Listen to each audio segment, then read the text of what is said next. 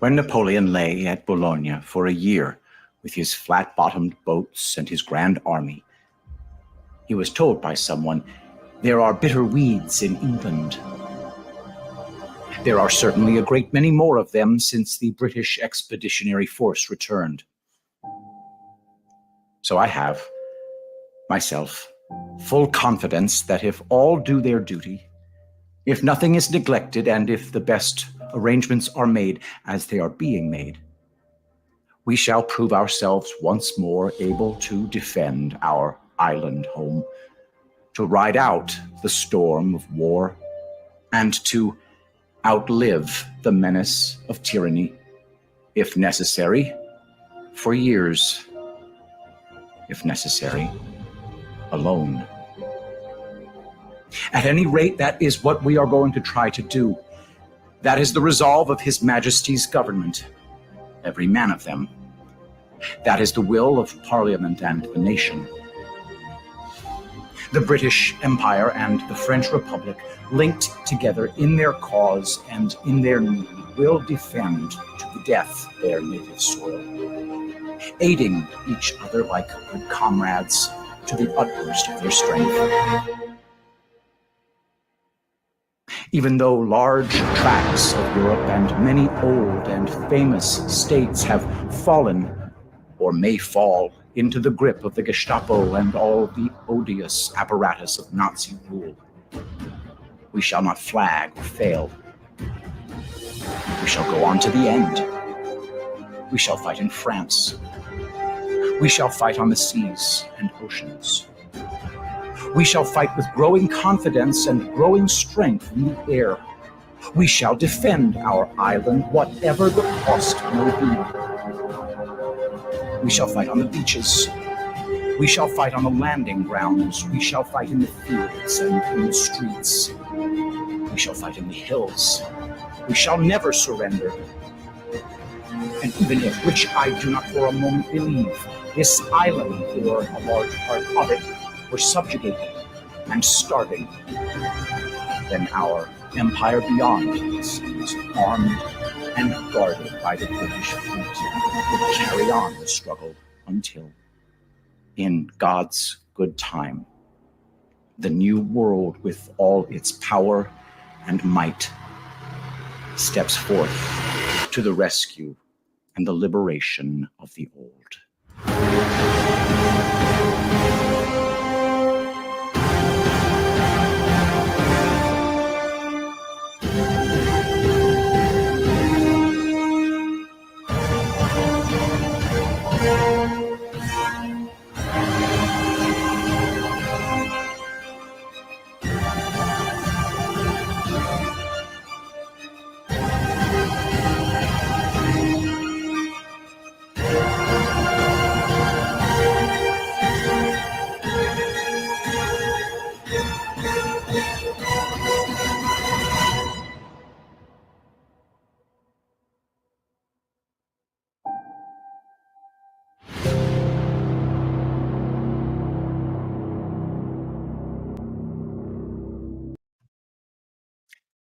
Greetings, my dear friends, and welcome to another episode of Reading Epic Threads.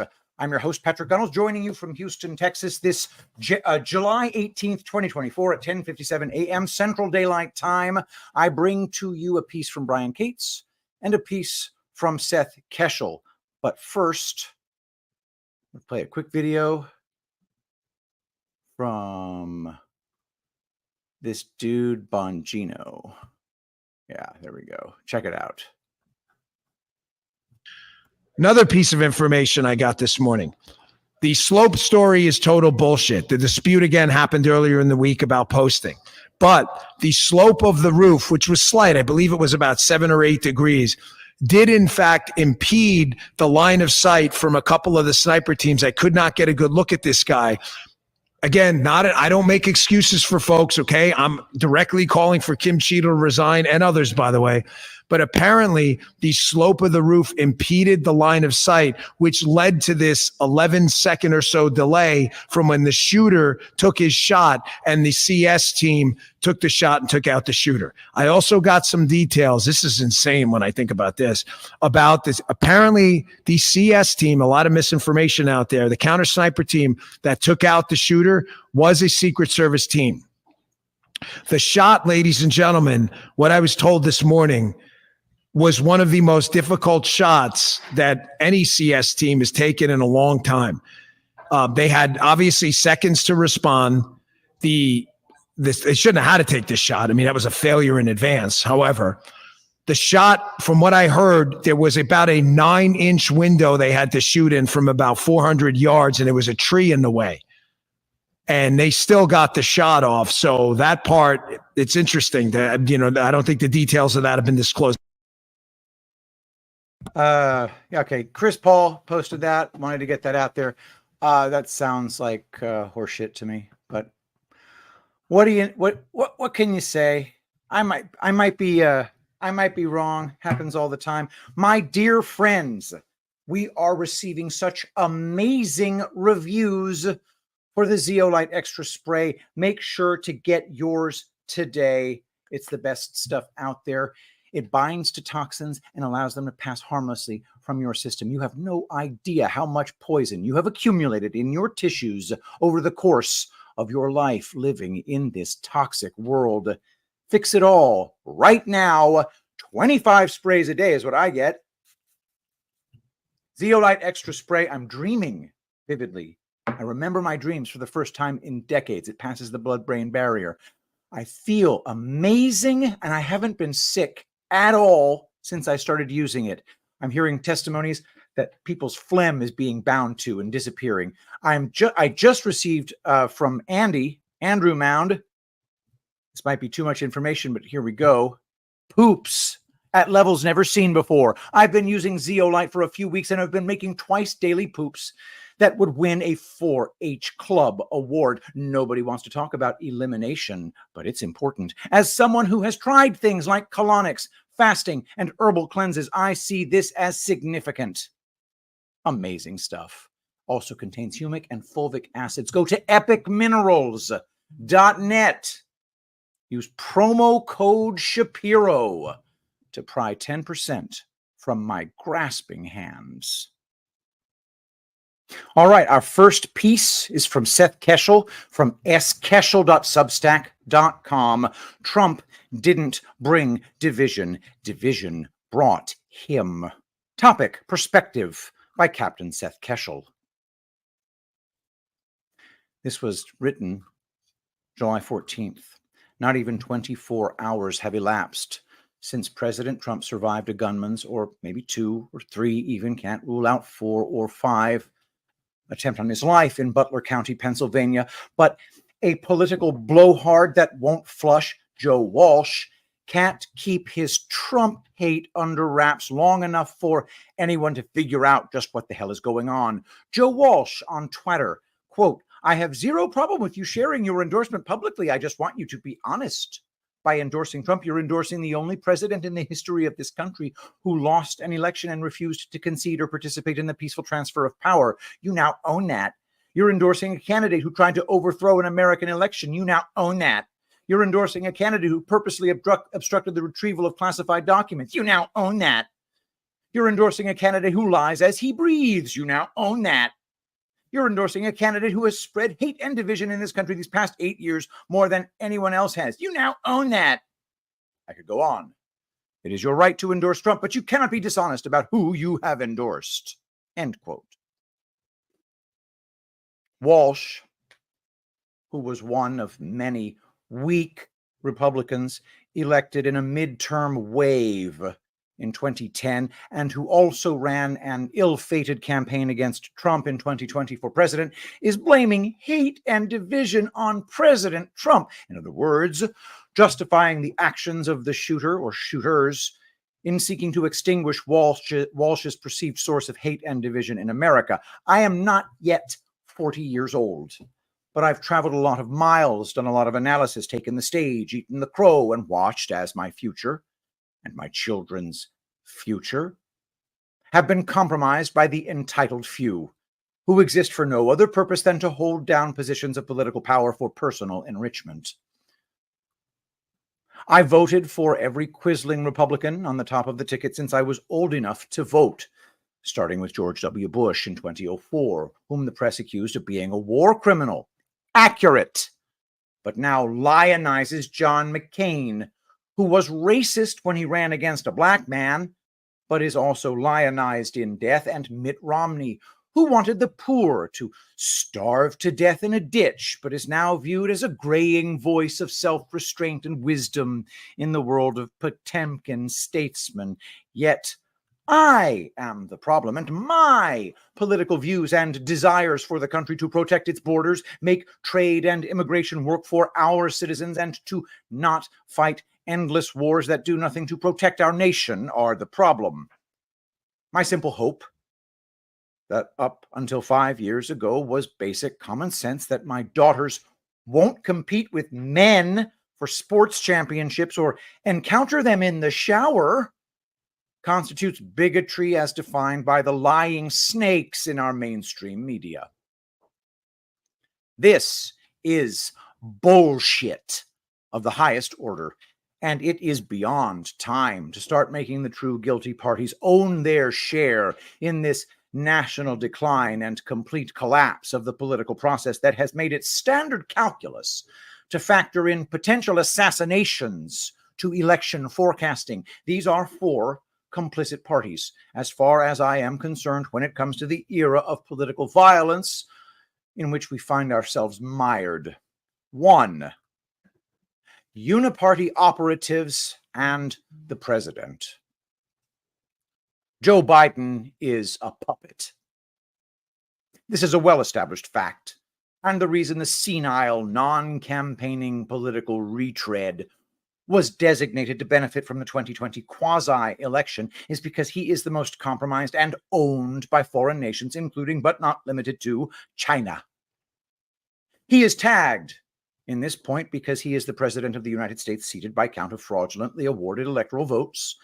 And as the old military rule of thumb goes, the commander is responsible for everything his unit does or fails to do. Biden sets the tone. And less than a week before Trump's shooting, he mentioned the need to put a bullseye on him. The lobbyists and special interests, many of them foreign, who run the United States government, have no party loyalty except that for the Washington, D.C. uniparty, seek only to further division and make it easier to manipulate state elections and entrench themselves in office. And therefore, with access to the spoils of government corruption, the uniparty agenda to erode nationalism, inalienable human rights, and national sovereignty have been furthered by the subversive pricks who make up the underbelly of the DC political class, and no one with the clout and rank, like a president, has done anything to quash it. Instead, the narrative that it is Trump who is promoting fascism and the restriction of rights and liberty has been allowed to root, and this is by design to divert from the radical agenda of the global and DC uniparties to subvert the will of the people across the world who desire for their governments to support their ends and not those of the elite. 2. Law enforcement and government agencies. Joe McCarthy was right. And now the 60s radicals, who used to be laughably defeated for public office when elections were fair, control our government. Right now, most law enforcement agencies are most definitely scouring right-wing social media to find people who are too pissed off for their liking that President Trump was nearly killed by people these supposed law enforcement professionals have groomed to do the killing. This is not unlike locking up soccer moms for taking their kids to playgrounds during the Wuhan sniffles epidemic, but ignoring the illegals streaming across the border for years, carrying not only the Wuhan flu, but many third world maladies not seen in the United States for many years, if ever. Rather than focusing on domestic extremism from radical groups like Antifa or Black Lives Matter, It has been supporters of President Trump who commit only a sliver of politically charged crimes in this country who have been in the bullseye.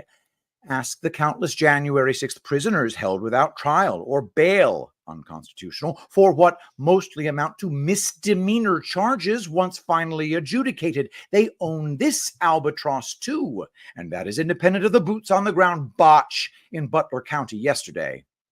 3. The media and the Republican Party. These two are joined at the hip because they both qualify as enablers and water carriers. The media don't require a lot of effort to explain here. We have been watching them lie and misrepresent the political landscape for decades, long before Trump came on the scene. Exhibit A, CNN Politics. Secret Service rushes Trump off stage after he falls at rally. While the media have been carrying regime water for as long as I've been alive, the Republican Party has been mostly useless for about 30 of those years, even though no one can point to any real, long-standing national party achievements other than George W. Bush setting up the modern national security apparatus that restricts the liberties of citizens and makes them susceptible to government spying, and the fact that conservative blowhards can't even conserve women's bathrooms or women's sports. You still find Republican loyalists stuck in 2004, where the red team is good and the blue team is bad, rather than they are mostly the same.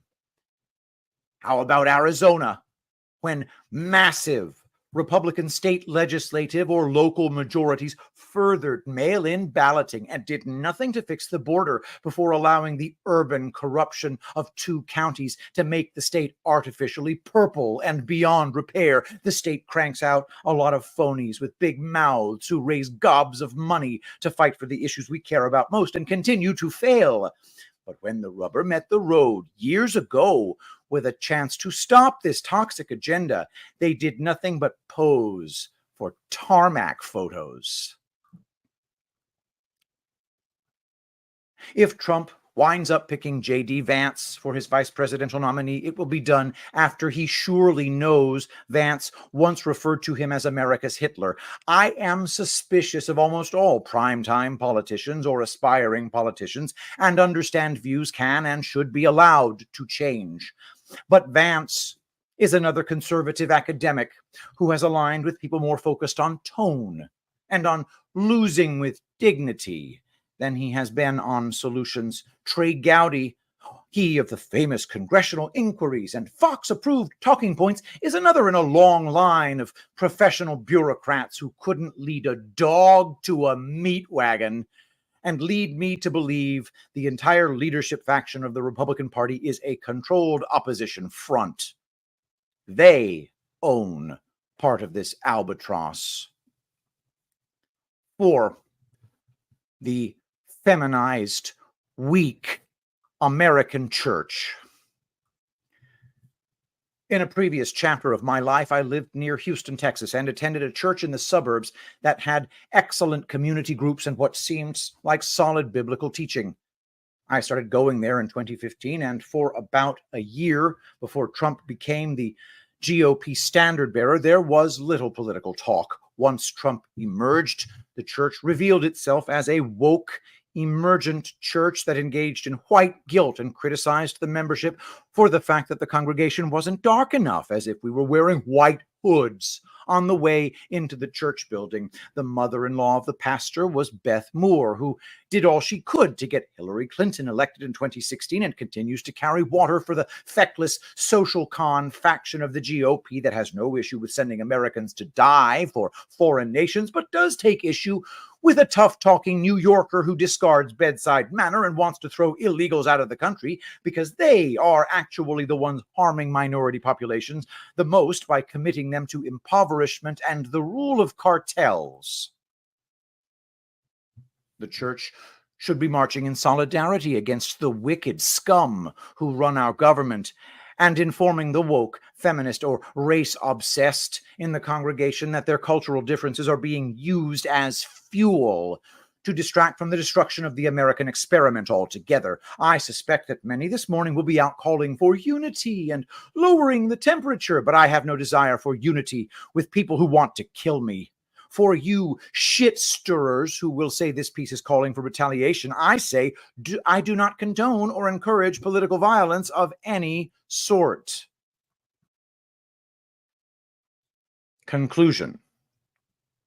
Stop caring about the opinions of people who hate your guts, want you dead, want you impoverished, want you canceled, and support the Soviet-style actions of government that seeks to silence dissent and free speech. If you're in a local Republican chapter that worries about tone, organize and send that leadership packing immediately. If you're in a church that engages in wokeism and white guilt, rebuke the leadership publicly and then find a new church. Call out the enemies of freedom for who they are. Demand accountability and assign blame accurately for where it belongs. Trump didn't bring this division. Division brought Trump. And that is Seth Keshel. That's skeshel.substack.com, skeshel.substack.com, one of our luminaries and a friend of mine. It's nice to read his work. Guys, this, what I have here in my hand, is the Tulip Blooms Scalp and Body Serum. That's right, guys, it contains castor oil, the castor blend body and scalp oil with essential oils as well. It contains jojoba that has been soaking up organic rosemary for weeks and weeks at a time before being strained and put into this serum. All it takes, it's the castor oil too, though. I mean, it's basically, guys, it's not just scalp and body. It goes on my face. Oh my God, the freaking rosemary scent is unbelievable. And it goes all over my face and my scalp and body. It's a spot treatment for any kind of little dry skin that you might have, like on the knuckles of your toes or places like that. Any spot where you really need intensive care. The Tulip Blooms Castor Blend, body and scalp oil with essential oil blend as well. Go to tulipblooms.shop. That's tulipblooms.shop. Use promo code Shapiro to pry 10% from my grasping hands. Next, I would like to bring to you Brian Cates. From briancates.substack.com. Are people just now figuring this out? Trump took operational control of the RNC earlier this year. You can tell based on who didn't show up for the RNC in Milwaukee. By Brian Cates. This is briancates.substack.com. It took Trump about 9 years to effect this full takeover of the GOP at the top. A lot of people didn't understand this at the time. I kept seeing the same questions over and over, hinting that Trump was fine letting the rhinos run the party and stab him in the back at every opportunity. Why does Trump keep endorsing the Rana for RNC chair, huh? Riddle me that, Batman. Well, listen. From 2015 to just 3 months ago, that vote for RNC chair was always rigged. Now, if you didn't know that, I assure you that Donald J. Trump did. He knew it very well. The power brokers on the Republican National Committee, about 165 or so people, if I recall, were well stocked with Mitt Romney clones. You know the type. Chamber of Commerce, good old boy, country club people. The chances that Trump could successfully unseat the Rana when the vote was rigged in her favor from 2015 to early 2024 was around 0%. Trump is not interested in nominating someone to the RNC chair and then watching them go down in flames in a rigged vote just for some kind of stupid moral victory. I attempted to explain this several times over the past few years with limited success. People thought Trump should nominate a MAGA person for the chair and then watch them lose the rigged vote very badly just to make a point. Trump obviously disagreed with that strategy. Winners win. Losers go home and cry about how unfair the world is.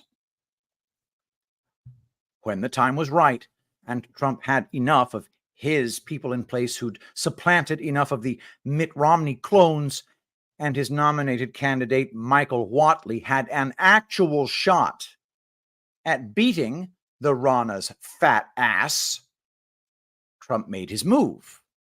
And now all these uniparty corruptocrats are now on the outside looking in. None of them wanted Trump to be the GOP nominee this year, and they furiously worked publicly and behind the scenes doing everything in their power to prevent it.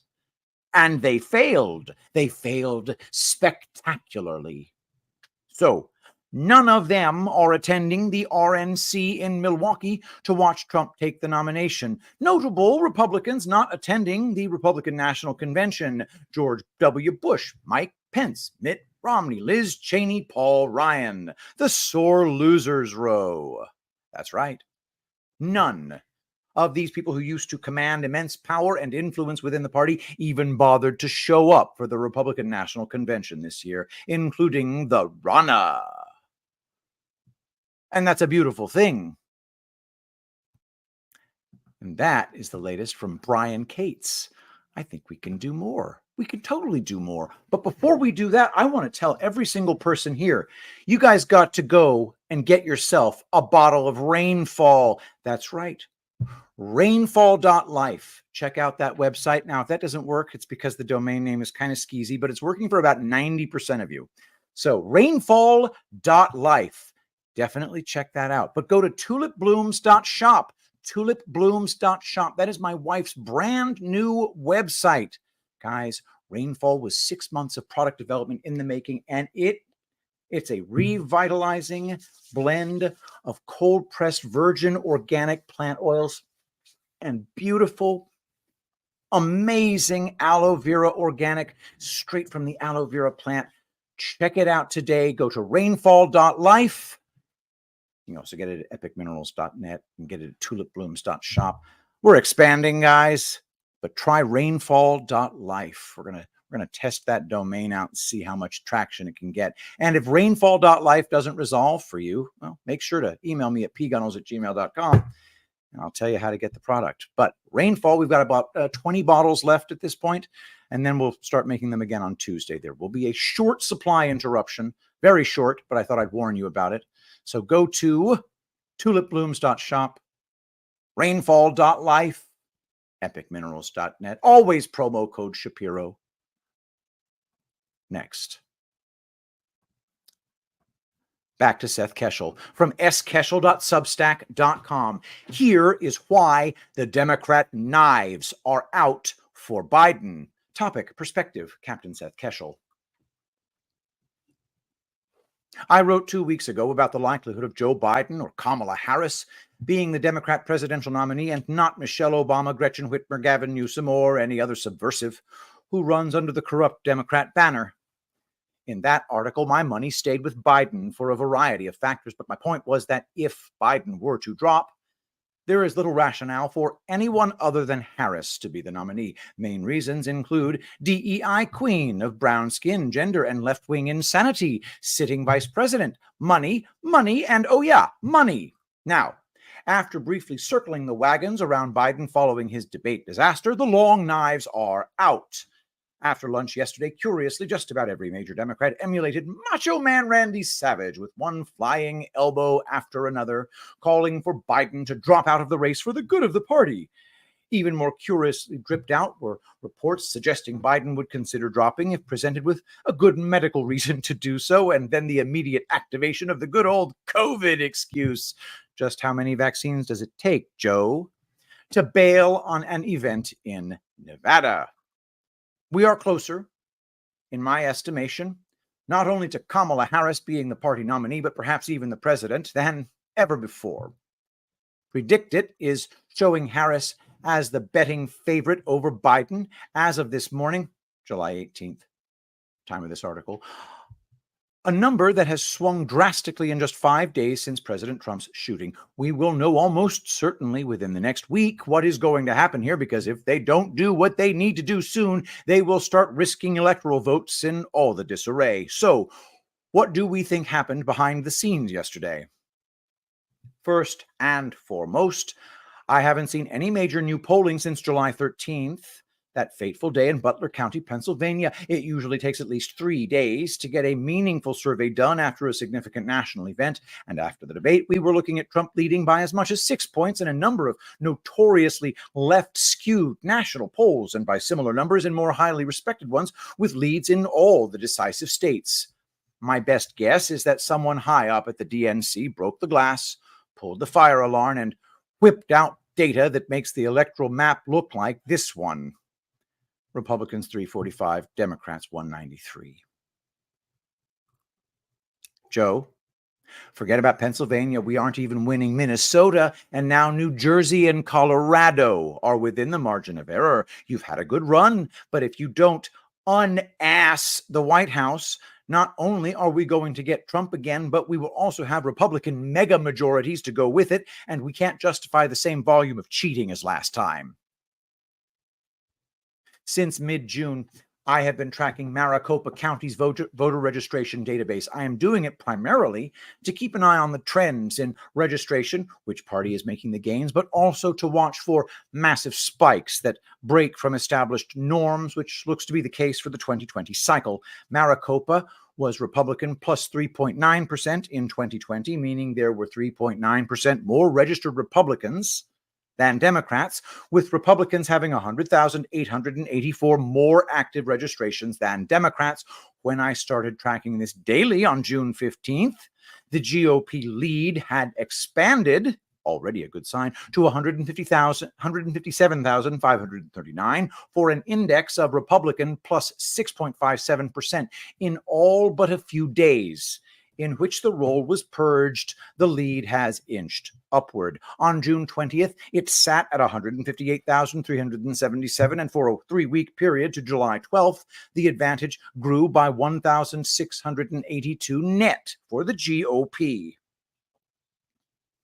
Since the shooting on July 13th, at close of business yesterday, the GOP has expanded the lead another 1,612. A jump like that immediately before the shooting had taken 3 weeks to achieve. Now, the GOP lead sits at Republican plus 6.63% and 161,467 registrations in Maricopa County alone. To make things worse for Democrats, most of their additions to the active roll are coming from re-upping inactive registrations at a rate far surpassing that of Republicans. While I can't get precise totals, logic tells us that new registrations in Maricopa County are overwhelmingly Republican. In conclusion, the Democrats are flipping out and in a massive hurry to get rid of Biden, which may prove unsuccessful because they have data that has not yet been made public that I believe is corroborated by the stunning uptick in daily registrations in Maricopa County. Pima County updates weekly, and the other 13 won't be published until right before the primary. But if the largest county in the state, one of the largest in America, is Pima County updates weekly, and the other 13 won't be published until right before the primary. But if the largest county in the state and one of the largest in America is booming with Republican registrations, then you can bet your bottom dollar the rest of the state is surging too, along with the rest of America. And that's the latest from Seth Keshel. Thank you, Seth Keshel. That's skeshel.substack.com. Check out his Substack. For Brian Cates, briancates.substack.com. Make sure to check out both of those guys. We're in Houston, and I had a power outage right in the middle of this stream because we got a sprinkle. Now, the power outage only lasted for 60 seconds, but that takes down my internet. That takes down everything. I had to reinitialize. And then I had to upload this video to Camtasia to remove the little glitch right in the middle of it. I may not do that. We'll see what happens. In the meantime, guys, don't forget to go to tulipblooms.shop. That's tulipblooms.shop to get your rainfall, or just check out rainfall.life. Rainfall.life. And don't forget about the Castor Blend scalp and body serum.